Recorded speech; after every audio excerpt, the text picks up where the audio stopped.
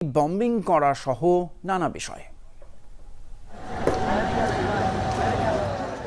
জুলাই আন্দোলনে আগুনে ক্ষতিগ্রস্ত হয় সেতু ভবন, মেট্রো রেল সহ নানা সরকারি স্থাপনা। তবে শেখ হাসিনার সঙ্গে মেয়র তাপসের এক ফোনালাপে পরিষ্কার হয় এর পেছনে ছিল আত্মঘাতী চক্রান্ত।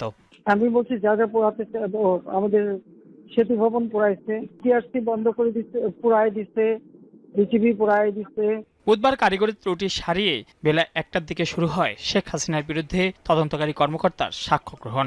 জবানবন্দিতে বিশেষ প্রসিকিউটর জানান, national telecommunication monitoring centre NTMC থেকে 69টি কল রেকর্ড ও 3টি নম্বরের সিডিআর সংগ্রহ করেছেন তিনি। আদালতে শোনানো হয় শেখ হাসিনার সঙ্গে ফজলে নূর তাপস, মাকসুদ কামাল ও হাসানুল হক ইনুর কথোপকথনের অডিও ক্লিপ। যে সত্যিটা পাঠানো হচ্ছে, হেলিকপ্টার দিয়ে সোজা বম্বিং করা হবে।